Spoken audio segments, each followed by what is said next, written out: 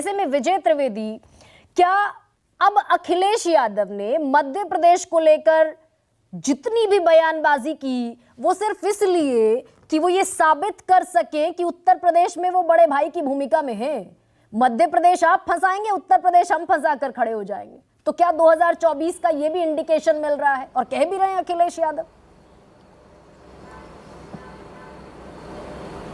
शुक्रिया गरिमा जी, आप बिल्कुल ठीक लेंथ एंड लाइन पर चल रही हैं। जैसे मैच चल रहा है ना क्रिकेट का, वैसे ही लेंथ एंड लाइन आपकी बिल्कुल ठीक है। अखिलेश जी को समझ में आती है बात, कांग्रेस को भी समझ में आती है कि क्या स्थिति है। उत्तर प्रदेश में अखिलेश किस तरह से ताकतवर है, मध्य प्रदेश में कांग्रेस किस तरह से ताकतवर है।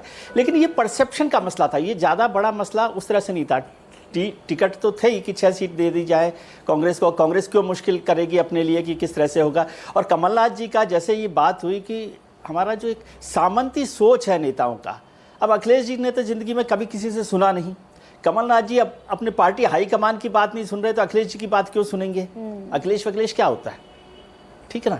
तो ये सामंती सोच है, उसकी वजह से होता है। और दूसरा, जब अखिलेश जी ने रिएक्ट किया वो इसलिए किया कि उनका जो मध्य प्रदेश में काडर है, उनके जो लीडर है, वो ये ना सोचे कि उनका नेता तो कमजोर पड़ गया कांग्रेस के आगे। बिल्कुल, बात ठीक हो जाएगी, सुलट जाएगी कि देनी होगी कि नहीं देनी होगी, वो हो जाएगा, कोई इतना बड़ा मसला नहीं है। लेकिन मध्य प्रदेश में समाजवादी पार्टी के नेताओं को, कार्यकर्ता को नहीं लगेगा अरे भाई हमारे नेताजी तो कुछ बोले ही नहीं, हमारे ऊपर चाटा लगा दिया कमलनाथ जी ने, तो इसलिए वो बोले हैं।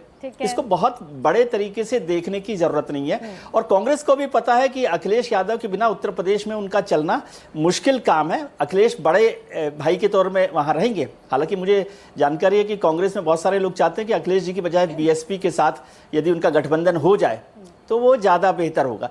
लेकिन गठबंधन की राजनीति में ये झगड़े हमेशा चलते हैं। उसका नुकसान क्या होता है? आप बीजेपी के गदगद होने की बात नहीं है, इसका नुकसान होता है परसेप्शन में, कि जो लोग अभी तक सोच रहे थे कि मोदी का कोई अल्टरनेट नहीं है, टीना फैक्टर है, कोई लड़ाई नहीं लड़ सकता, फिर आपने एक गठबंधन बना लिया, तो कुछ लोग जो उनके खिलाफ जाना चाहते हैं वो सोचते हैं हाँ ठीक है, ये दुकान एक मंच बन गया है, ये मोदी को टक्कर दे सकता है। लेकिन जब आप आपस में लड़ते हैं तो फिर उनके दिमाग में कंफ्यूजन होता है, भैया ये इनके बस की बात नहीं है, ये साथ नहीं चल सकते। ये बीजेपी का मसला नहीं है, ये वोटर का मसला है कि किस तरह से वोटर को आप ये भरोसा दिलाएं कि नहीं हम एक मजबूत लड़ाई लड़ेंगे। गठबंधन के लिए इन सब बातों को ध्यान रखने की बहुत जरूरत होती है। और उसके लिए सबसे जरूरी होता है एक लीडर हो, एक संयोजक हो, और ऐसा संयोजक जी ये खतरा तो है कि जिस मोर्चे को आप मजबूती से पेश कर रहे थे एनडीए के सामने, बीजेपी के सामने, उसका बिखराव फिर से वोटर को कंफ्यूज करेगा। बिल्कुल वही बात मैं कह रहा हूं कि वोटर को, और वो तो बार बार करता है मैडम। आप देख रहे हैं अब बेंगलोर की बैठक में कौन प्रेस कॉन्फ्रेंस से पहले चला गया, पटना में कौन नाराज हो गया, वो सब चल रहा था। लेकिन ये जो सार्वजनिक तौर पे जो रायता फैल रहा है, इसको समेटना भी मुश्किल काम होता है। मैं कह रहा हूँ एक बड़ा संयोजक, एक ऐसा रेस्पेक्टेड लीडर हो जो इस गठबंधन को कंट्रोल में रखे और उनकी बात हर कोई माने। 1977 में जो सारी अपोजिशन पार्टियां अलग अलग विचारधारा वाली आ गई, तो उसमें जयप्रकाश नारायण वहां पर मौजूद थे जिनकी बात सब लोग सुन रहे थे। 1989 में भी हरकिशन सिंह, सुरजीत देवीलाल जैसे लोग थे जो इस सारी बातों को समेट रहे थे। अब आपको मैं बताता हूँ 1989 में जब वीपी सिंह आए, कांग्रेस के खिलाफ लड़ाई लड़ी, तो वीपी सिंह तो भारतीय जनता पार्टी के झंडे लगे हुए जो मंच होते थे वहां पर जाने को तैयार नहीं होते थे।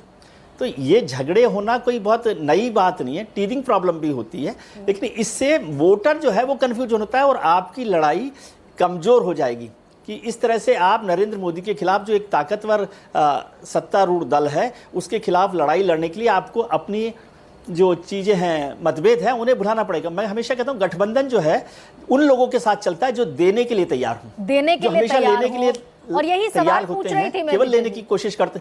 बिल्कुल, कि क्या कांग्रेस बिग ब्रदरहुड वाला वो प्रोजेक्शन दे पाने में फेल रही है? हालांकि मध्य प्रदेश में उसकी अपनी चुनौतियां हैं,